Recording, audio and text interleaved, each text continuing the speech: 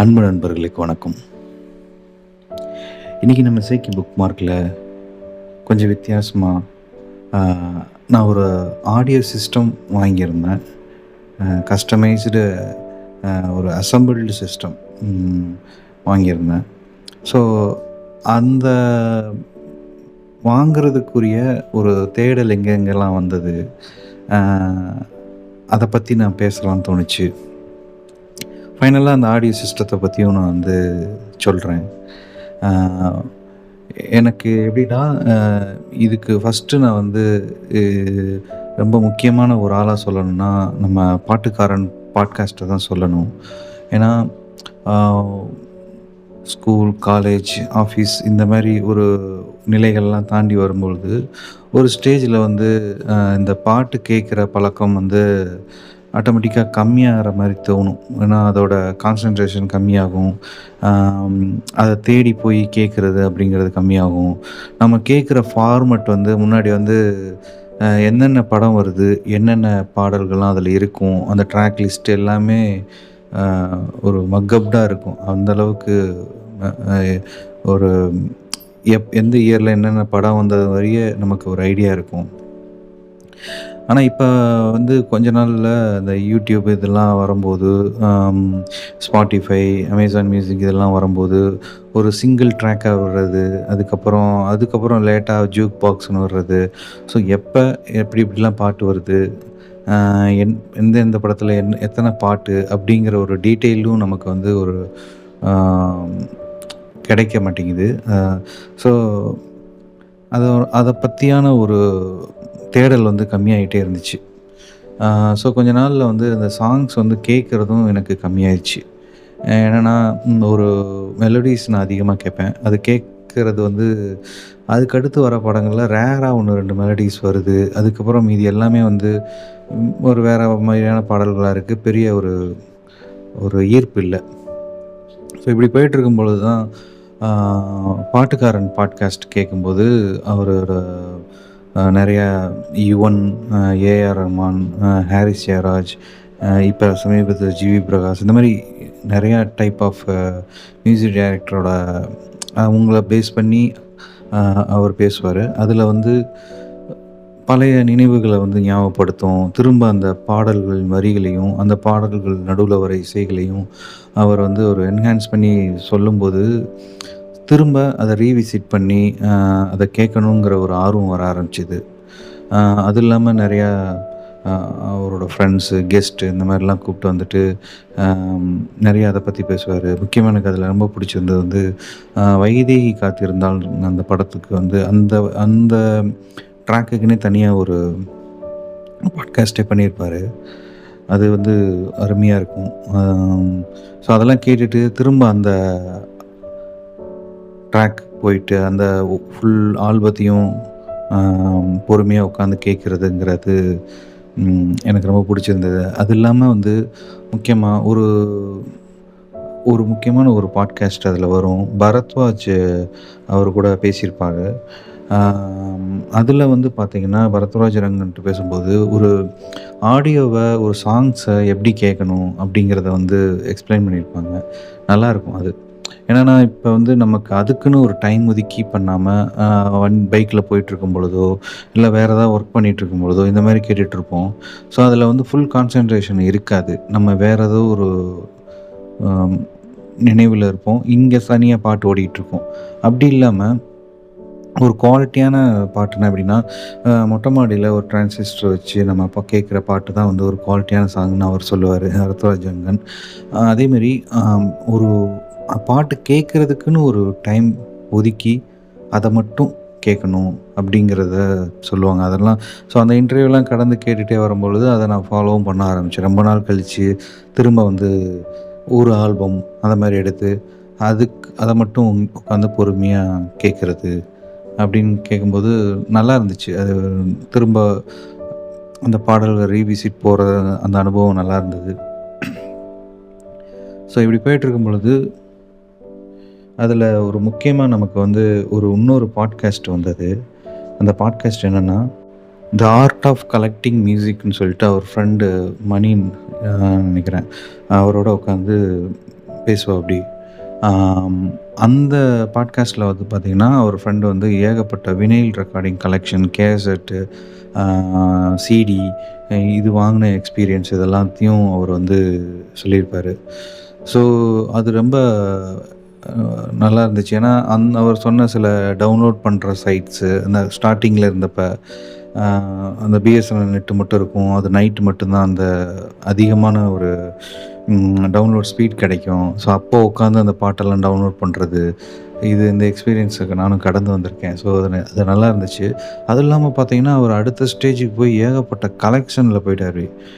அது ரொம்ப ஆர்வமா இருந்துச்சு. அதுக்கப்புறம் வந்து பார்த்தீங்கன்னா, நம்ம பாட்காஸ்ட்டு ஒரு பாட்டுக்காரன் அவரே வந்து வினைல் ரெக்கார்டிங் வாங்கினது, அதோட ஆம், அந்த ரெக்கார்டருக்குரிய அந்த வினைல்ல இதெல்லாம் வாங்குறத வந்து அது தனியா ஒரு பாட்காஸ்ட்டா இருக்கும். அதிலும் பார்த்தீங்கன்னா, அவ்வளோ டீட்டெயிலா சொல்லியிருப்பாரு. அதெல்லாம் கேட்கும்போது ரொம்ப இன்ட்ரெஸ்டிங்கா இருக்கும். ஸோ எனக்கும் கொஞ்சம் ஒரு ஆசை வந்தது. நமக்குன்னு ஒரு தனியா ஒரு சவுண்ட் சிஸ்டம் ஒண்ணு வச்சுப்போம். அப்படின்னு தோணுச்சு. அத பத்தி நான் தேடி போகும்போது, அதுக்குன்னு வந்து டினான் இந்த மாரி நெறையா பிராண்ட் இருக்கு. ஆ ஸோ நெறைய டைப் ஆஃப் மியூசிக் சிஸ்டம்ஸ் வருது. ஹைஃபை சிஸ்டம் இந்த மாரி நெறைய இது வருது. அதோடலாம் ராவா நம்ம உள்ள போய் தேடி பார்க்கும்போது பார்த்தீங்கன்னா, அதோட பட்ஜெட் எங்கேயோ போகுது. லேக்லலாம் இருக்கு. மினிமம் 30,000 50,000 அந்த மாரி ரேஞ்சுக்கு போகுது. ஸோ அந்த அளவுக்கு பண்ணணுங்கிற இது இல்ல. ஸோ அதனால இது மாரியே கஸ்டமைஸ்டா நம்ம ஏன் ஒண்ணு பிளான் பண்ணக்கூடாது அப்படின்னு தோணுச்சு. அப்ப யோசிக்கும்போது எனக்கு நான் சின்ன வயசா இருக்கும் பொழுது, அ அசெம்பிள்டு சிஸ்டம் சொல்லுவாங்க. சவுத் சைட்லலாம் வந்து பார்த்தீங்கன்னா, கம்பெனி இல்லாம அந்த ஒரு ஆம்பிளிஃபையர வந்து ரெடி பண்றதுக்குன்னே ஆள் இருப்பாங்க. அந்த போர்ட ரெடி பண்ணி அந்த பேனல் போட்டு, அதுக்கப்புறம் ஆ அ 2 ஸ்பீக்கர் ஃபிட் பண்ணி குடுக்குறது. அது இல்லாம அந்த சில ஸ்பீக்கர்ஸ் எல்லாம் வந்து ராவா வாங்கி 8 இன்ச்சு, 12 இன்ச்சுங்கிற மாரி வாங்கி மண்பானையில கவுத்தி வச்சு கேட்குறது. இந்த மாரி நெறையா டைப் ஆஃப் இது வரும் அங்க. இந்த ஆம்ப்லாம் வரும். முக்கியமா பஸ்ஸில, ஆட்டோல இதுலலாம் வச்சிருப்பாங்க. முன்னாடி வந்து வீடுகள்லயும் கூட கடைகள்லாம் டீ கடை இதுலலாம் இத தான் ரொம்ப யூஸ் பண்ணுவாங்க. ஆ அதில நல்ல குவாலிட்டியானது ரெக்கார்டிங் சென்டர் வந்து பார்த்தீங்கன்னா, அதிலயும் போனீங்கனாலும் ரெக்கார்டிங் சென்டர்னா என்னன்னா, இந்த கேசெட்ல வந்து அ சஃபில்டா வேற வேற படங்கள்லேருந்து சாங்ஸ சூஸ் பண்ணி குடுத்து ரெக்கார்ட் பண்ற அந்த பீரியட்லலாம் அவங்களும் அந்த ஆம்ப் சிஸ்டம் தான் வச்சிருப்பாங்க. அதுலயும் சிஸ்டமும் வச்சிருப்பாங்க. ஸோ இது மாரி ஏன் நம்ம பிளான் பண்ணக்கூடாது? ஸோ கம்மியான பட்ஜெட்ல ஓரளவு குவாலிட்டியா நம்ம வந்து பிளான் பண்ணலாமா? அப்படின்னு தோணுச்சு. ஸோ இத பத்தி தேடிட்டு இருக்கும் பொழுது, அ YouTubeல சர்ச் பண்ணும்போது, இதுக்குன்னு ஏகப்பட்ட பேரு வந்து இந்த மாரி அசெம்பிள் பண்ற மாரி வந்தது. நெறைய வீடியோஸ் வந்தது. அதுல ஒரு வீடியோ தான் நான் பார்த்தேன். அந்த இது பார்த்தீங்கன்னா, அவரோட எக்ஸ்ப்ளனேஷன் வந்து எனக்கு ரொம்ப புடிச்சிருந்தது. அ டிஜிட்டல் ஆடியோ ஹப்புங்கிற அந்த சேனல்ல வந்து பார்த்தீங்கன்னா, ஆம் எ நெறையா ஆம்பிளிஃபையர்ஸு, ஸ்பீக்கர்ஸு அந்த செட்ஸு எல்லாமே எஃப்எம் ரேடியோ இந்த மாரி எல்லா கலெக்ஷன்ஸும் அவரு அ பண்றாரு. அதோட வீடியோஸ்லாம் பார்க்கும்போது, அவரோட எக்ஸ்ப்ளனேஷன் வந்து அ ரொம்ப ஈஸியா அண்டர்ஸ்டாண்டபிளாவும், கிளாரிட்டியாவும் இருந்தது. ஸோ நான் அவர வந்து ஒரு கான்டாக்ட் பண்ணேன். இது வந்து எதுவும் ஸ்பான்சர் பாட்காஸ்ட்லாம் கிடையாது. நான் வந்து இந்த மாரி ஒரு தேடல்ல இருக்கும்பொழுது எனக்கு கிடைச்ச அறிமுகம். அதன் மூலமா கிடைச்ச இந்த ஆடியோ சிஸ்டத்த பத்தி சொல்லலாம்னு தோணுச்சு. அம் அவரோட அந்த சேனல் லிங்கையும் இந்த நான் வாங்குன அந்த ஆடியோ சிஸ்டத்த பத்தியான வீடியோவும் அவர் போட்டிருப்பார். அதோட லிங்க்கையும் நான் வந்து டிஸ்கிரிப்ஷன்ல போடுறேன். கண்டிப்பா அ விருப்பம் இருக்கிறவங்க போய் பார்த்துட்டு ஆ பாருங்க. உங்களுக்கு எப்படி இருக்கணும் பாருங்க. ஸோ அவர ரீச் பண்ணி இந்த மாரி கேட்டிருந்தேன். கம்மியான பட்ஜெட்ல இந்த மாரி 2 ஸ்பீக்கர் இருக்கணும். அதில வந்து நல்ல குவாலிட்டியா இருக்கணும். ஆம் என்கிட்ட ஒரு டிவிடி பிளேயர் இருக்கு. ஸோ அதில நான் வந்து பழைய கேசெட்ஸ்லாம் வந்து சிடிஸ்லாம் வந்து நான் போட்டு கேட்கணும். பட் கிளாரிட்டி இருக்கணும். பேஸ் கம்மியா இருக்கணும். பேஸ் கம்மியா இருக்கணும்னா எனக்கு வந்து ரொம்ப இந்த ஊஃபர் வச்சு டம் டம்முன்னு கேட்குற மாரிலாம் இல்லாம, ஸ்மூத் பேஸாவும், கொஞ்சம் ஒரு கிளாரிட்டியான பேஸாவும், அதேமாரி ஸ்டீரியோ நல்லா இருக்கணும். ட்ரிபிள் ஸ்டீரியோ நல்லா இருக்கணும். அந்த மாதிரிலாம் நிறையா கஸ்டமைஸ்டாக கேட்டுக்கிட்டே இருந்தேன். ஸோ அந்த இதில் அவர் வந்து ஒரு ரெடி பண்ணி கொடுத்தாரு. நான் ரொம்ப எக்ஸ்பெக்டேஷனும் வச்சுக்கல. ரொம்ப டைம் லிமிட்லாம் இதெல்லாம் பண்ணல. நீங்க எப்போனாலும் பண்ணுங்க. எனக்கு வந்து இந்த இந்த மாரி ரெக்யர்மெண்ட்டு தான் அப்படின்னு சொல்லியிருந்தேன். அது மாரியே அவரும் செஞ்சு எனக்கு அனுப்பிச்சி விட்டுருந்தாரு.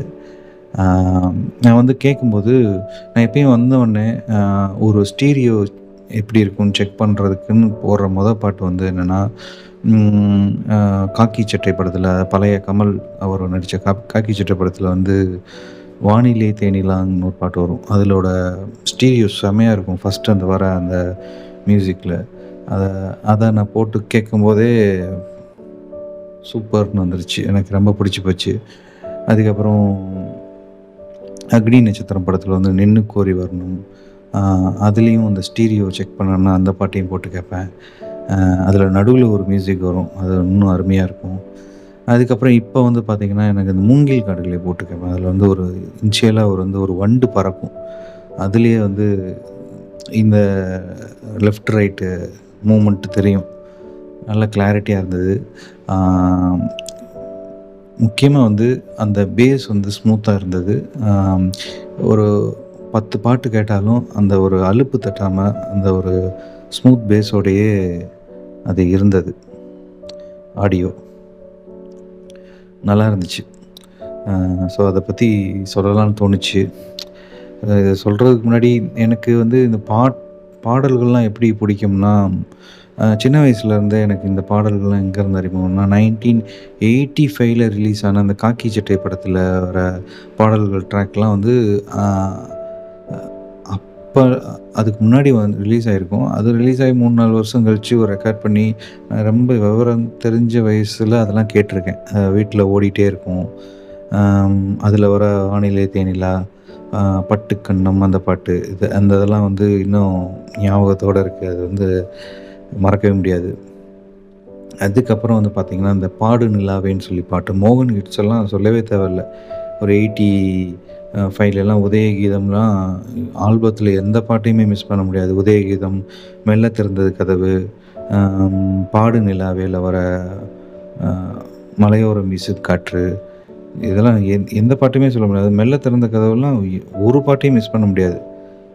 தேடும் கண் பார்வை, ஊரு சனம் தூங்கிருச்சு, குழலுதும் கண்ணனுக்கு ஊரு சனம் தூங்கிருச்சு எஸ் ஜானகி பாடியிருப்பாங்க. குழலுதும் கண்ணனுக்கு சித்ரா பாடியிருப்பாங்க. அருமையாக இருக்கும். வா வெண்ணிலா உன்னைத்தானே எஸ்பிபி, தில் தில் மனதில், அது வந்து கிட்டத்தட்ட இளையராஜாவையும் எம்எஸ் விஸ்வநாதன் அவர்களும் சேர்ந்து பண்ணியிருப்பாங்க அந்த ஆல்பம். அதுக்கப்புறம் அந்த மௌனராகம்லாம் சொல்லவே தேவையில்ல. ஆல்பம் எல்லாமே, அதுவும் மன்றம் வந்த தென்றலில் வர அந்த ஃபஸ்ட்டு எஸ்பிபி ஒரு ஹம் பண்ணுவார். அது வாய்ப்பே இல்லை. வருஷம் 16 வந்து கேஜே ஒரு யேசுதாஸ் வந்து பார்த்திங்கன்னா, அந்த பழமுதிர்ச்சோலை பாட்டை வந்து நிறையா பாடல்கள் இந்த மாதிரி குதூகலமான பாடல்களை வந்து எஸ்பிபி அவர்கள் பாடினா தான் எனக்கு ரொம்ப பிடிக்கும். அது அந்த அந்த அந்த பாட்டில் அவர் வந்து பாடுற மாதிரியே இருக்காது. அதில் ஒரு கேரக்டர் நடிச்சிட்டு இருக்கிற மாதிரி இருக்கும். அவ்வளோ இப்படி இன்வால்வ் ஆகி பாடிட்டுருப்பாரு. அதே மாதிரி எனக்கு அந்த ஒரு குதூகலமான ஒரு பாட்டில், ஒரு ஹாப்பியான பாட்டில் வந்து பார்த்திங்கன்னா, இந்த பழமுதிர்ச்சோலையில் வந்து யேசுதாஸ் பாடியிருப்பார். பழமுதிர்ச்சோலை எனக்காகத்தான் அந்த பாட்டு, அது அவர் நல்லா பாடியிருப்பார். அந்த இது எனக்கு ரொம்ப பிடிக்கும். அப்புறம் இந்த சுசீலா அம்மா பாடிய பூ பூக்கும் மாதம் தை மாதம் அந்த பாட்டும் அருமையாக இருக்கும். இது மாதிரி நிறையா பாட்டு சொல்லலாம். மௌனம் சம்மதம், மம்முட்டி அமலா அவங்க நடிச்சிருப்பாங்க. கல்யாண தேனிலா அந்த பாட்டு, அதெல்லாம் ஒரு நைட் நேரம் வந்து அப்படியே ஒரு வெளியெல்லாம் போயிட்டு அலைஞ்சி திரிஞ்சு வந்துட்டு, வேலைக்கெல்லாம் போயிட்டு வந்துட்டு நைட்டு வந்து நல்லா ஃப்ரெஷ்ஷாக குளிச்சுட்டு ஒரு ஃபேனை போட்டு உட்காந்து ஜன்னலை திறந்து விட்டு சில்லுன்னு காற்றோட லைட்லாம் ஆஃப் பண்ணிவிட்டு இந்த பாட்டை மட்டும் போட்டு கேட்டுகிட்டே இருந்தால் அவ்வளோ அப்படியே ஒரு பீஸ் இருக்கும், அமைதி இருக்கும். அந்த பாட்டு கேட்கும்போது ஏதோ ஒரு மேகத்தில் மிதந்து போயிட்டுருக்கிற மாதிரி இருக்கும். அந்தளவு அருமையான பாட்டு. கல்யாண தேனிலா. இந்த படத்துல இது இல்லாம இன்னொன்னு ஒரு ராஜா வந்தாராம் ஒரு ரோஜா தந்தாராம்ங்கிற மாரி ஒரு பாட்டு வரும். சித்ரா அவங்க பாடியிருப்பாங்க. அதுவும் நல்லாயிருக்கும். அ அதாவது பெரிய பாப்புலர் இல்லாம இருக்கும். ஆனா, அந்த பாட்டு நல்லாயிருக்கும். அது வந்து நெறைய ஆல்பத்தில அது மாரி நெறையா பாடல்கள் இருக்கு. அதுக்கப்புறம் எனக்கு வந்து அஞ்சலி, அஞ்சலி படத்துலலாம் சொல்லவே தேவையில்ல. அ இரவு நிலவு அந்த பாட்டுலாம் ஜானகி அம்மா நல்லா பாடியிருப்பாங்க. அருமையா இருக்கும். வித்தியாசமான பாட்டுனா, வேகம் வேகம்னு ஒரு பாட்டு வரும். உஷா உதுப் பாடியிருப்பாங்க. ஒரு டிஃப்ரெண்ட்டான அவங்க வாய்ஸே யூனிக்கா இருக்கும். அது அந்த பாட்டுக்கு அது ரொம்ப ஆப்ட்டா இருக்கும் அவங்களோட வாய்ஸ். இந்த மாரி நெறையா சொல்லலாம். அப்ப சின்ன பையனா இருக்கும்போது அது கேட்கும்போது, எனக்கு ரொம்ப பிடிச்சது சம்திங் சம்திங்கும், மொட்ட மாடி மொட்ட மாடி அந்த பாட்டும். அதில வந்து பார்த்தீங்கன்னா, எல்லாருமே குழந்தைங்களா பாடியிருப்பாங்க. அ இப்ப அதில ஆல்பம் ட்ராக்கோட நேம் சிங்கர்ஸ் நேம் பார்த்தீங்கன்னா, கார்த்திக் ராஜா, பவதாரணி, யுவன், வெங்கட் பிரபு, பிரேம்ஜி இந்த மாரி வரிசையா நெறையா பேர் இவங்க பேர்லாம் வரும். அது நல்லாயிருக்கும். இப்படி இருக்கும் பொழுது அதுக்கடுத்து 90ஸ்ல ரோஜா வருது. ஆ ரோஜா எனக்கு வந்து அது படம் பார்த்த ஞாபகம்லாம் இருக்கு. ஆனா, அத விட ஜென்டில்மேன் படம் வரும்பொழுது, அம் எங்க அண்ணன் ஃப்ரெண்ட்ஸ்லாம் வந்து அந்த பாட்ட கேட்டுட்டு இருக்கிறாங்க. அ அதில வந்து ஒட்டகத்த கட்டிக்கோ அந்த பாட்டெல்லாம் வருது. பாட்டு செம்மையா இருக்குடாங்கிறாங்க. எனக்கு எனக்கு அப்ப வந்து எனக்கு வருத்தமாயிருச்சு. எப்படின்னா, எனக்கு இந்த பாட்ட கேட்குறேன். பட் இது எத வச்சு இந்த பாட்டு நல்லா இருக்கு, நல்ல பாட்டு, இது ஹிட் ஆகும். இது இது என்னடா மொக்க பாட்டு அப்படிங்கிறாங்க. ஸோ இது எப்படி ஐடென்டிஃபை பண்றாங்க? நம்மளால கண்டுபிடிக்க முடியலையே அப்படிங்கிற ஒரு வருத்தம்லாம் அப்ப இருந்துச்சு. அதுக்கப்புறம் போக போக போக அது ஆட்டோமேட்டிக்கா வந்துருமே. நெறையா பாடல்கள் கேட்க கேட்க நம்மளோட ரசனைக்கு ஏத்த மாரி வந்துரும். ஸோ அப்போலாம் வந்து அதுக்கப்புறம் கொஞ்சம் பாக்கெட் மணி இதெல்லாம் கிடைக்கும்போது, அ எல்லாரும் அந்த கரண்ட் சாங்ஸ் இந்த 90ஸ்ல மிட்டுல இருக்கும்போது, கரண்ட்ஸ் அப்போ வந்த பாடல்கள்லாம் பதிவாங்க. அ நான் வந்து அந்த 80ஸ் இளையராஜா அவங்களோட பாடல்கள் வந்து செலக்டடா எடுத்து ஏ சைடு, பி சைடு வச்சு ரெக்கார்ட் பண்ணி கேட்குறது, அந்த எக்ஸ்பீரியன்ஸ்லாம் நல்லாயிருக்கும். அப்படி இருக்கும்போது, அதுக்கு அடுத்து ஒரு ஸ்டேஜில கேசட்லாம் இது பண்ணும்போது, எனக்கு தெரிஞ்சு கம்பெனி கேசட்டுங்கிறது வாங்குனதே கிடையாது.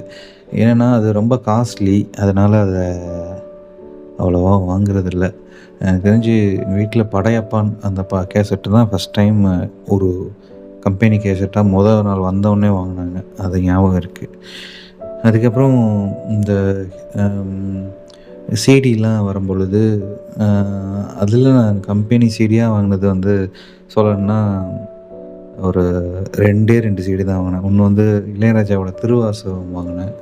அதுக்கப்புறம் வந்து பார்த்தீங்கன்னா, கேஜேஎஸ்தாஸ் அவர்கள் வந்து ஒரு ஓம்ன்னு சொல்லி ஒரு டிவோஷனல் சாங் விட்டுருப்பாங்க. அதில வந்து கடைசி வரைய அவரோட வாய்ஸ்ல அந்த ஓம், ஓம் மட்டும் தான் இருக்கும். அதையும் அப்போ வாங்குனேன். அது வந்து ஒரு ஒரு எதிர்பார்ப்புல வாங்குனேன். அந்த மாரி. இது மாரி நெறையா ஆடியோ சீடிஸ் இதெல்லாம் அதுக்கப்புறம் ஃபுல்லா MP3யா வந்துருச்சா, நெறையா டவுன்லோட் பண்றது, அதுக்குன்னு வெப்சைட்ஸ்லாம் வந்தது. டவுன்லோட் பண்ணிட்டு, சிடில ரெக்கார்ட் பண்ணிட்டு, அதில கேட்க ஆரம்பிச்சோம்.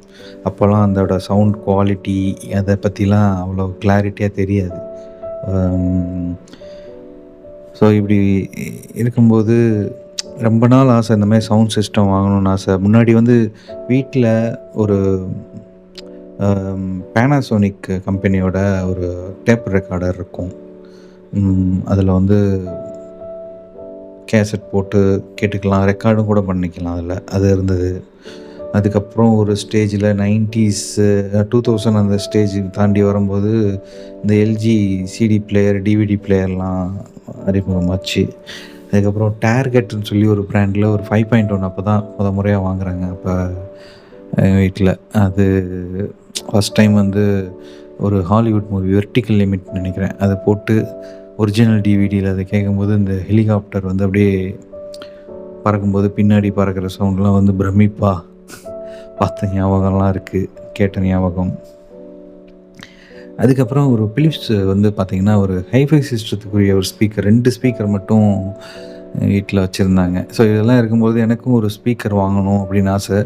அப்ப வந்து அதுக்கப்புறம் வாங்க கூடிய சூழ்நிலையும், பொருளாதாரம் இல்லாதனால ஒரு ஸ்டேஜில் வேலைக்கெல்லாம் வந்ததுக்கப்புறம் போட் பார் ஸ்பீக்கர் அது வர ஆரம்பிச்சிச்சு. அப்போ ஒரு 5-6 வருஷத்துக்கு முன்னாடி அப்போ வந்து அந்த பாரு ஒரு ஊஃபர் அது வாங்கினேன். ஒர்த்து தான், நல்லா இருந்தது. மூவிஸ் இதெல்லாம் பார்க்குறதுக்கும் இதெல்லாம் நல்லா இருந்தது. இருந்தாலும் எனக்குன்னு யுனிக்காக ஒரு சவுண்ட் சிஸ்டம், ஒரு பாட்டில் ஒரு 5 லேயர் இன்ஸ்ட்ருமெண்ட் யூஸ் பண்ணுறாங்கன்னா அது எல்லாமே கேட்கணும். சில பாட்டில் வந்து பார்த்திங்கன்னா ரொம்ப வருஷமாக கேட்டிருப்போம். ஒரு நல்ல ஒரு ஹெட்ஃபோனில் கேட்கும்போது பார்த்திங்கன்னா அதுக்கு பின்னாடி இன்னும் ஒரு சில சவுண்ட்ஸ்லாம் இருந்திருக்கும். அது நமக்கு கேட்காம இருந்திருக்கும். அது அந்த அந்த இயர்ஃபோனில் நம்ம கேட்குறதுக்குரிய வாய்ப்பு கிடைக்கும். ஸோ அது மாதிரி நல்ல ஒரு குவாலிட்டியான ஒரு ஸ்பீக்கர், குவாலிட்டியான ஒரு சிஸ்டம் வாங்கணும்னு ஆசை. ஸோ அதுக்கு பட்ஜெட் இல்லை. அந்த பட்ஜெட்டுக்கு நம்ம எப்படி போகணுங்கிறபோது எனக்கு இந்த ஐடியா தோணுச்சு. ஸோ கிட்டத்தட்ட இந்த டிஜிட்டல் ஆடியோ ஹப்பில் வந்து பார்த்திங்கன்னா அவர்கிட்ட ஒரு கிட்டத்தட்ட ஒரு 1 ஹவர் 2 ஹவர்ஸ்கிட்ட பேசியிருப்பேன். இந்த மாதிரி வேணும் அப்படின்னு கேட்டு கொஞ்சம் கொஞ்சமாக கஸ்டமைஸ் பண்ணி இதை ரெடி பண்ணது. நல்லா இருந்துச்சு, சூப்பராக இருந்தது. ஸோ என்னோடய எக்ஸ்பெக்டேஷனுக்கு அது ரொம்ப ஃபுல்ஃபில்னஸ்ஸாக இருந்தது. எனக்கு தெரிஞ்சு இந்த பேசிகிட்டு இருக்கும் பொழுதே முடிஞ்சால் நான் அந்த யூடியூப் அந்த வீடியோவில் அதோட இதை ஆட் பண்ணுறேன். பாருங்கள். இதே மாதிரி நம்ம வேறு ஒரு புத்தகம் அல்லது படங்களில் நம்ம சந்திப்போம். நிம்மதியாக தூங்குங்க, எல்லாம் சரியாகும். நன்றி, வணக்கம்.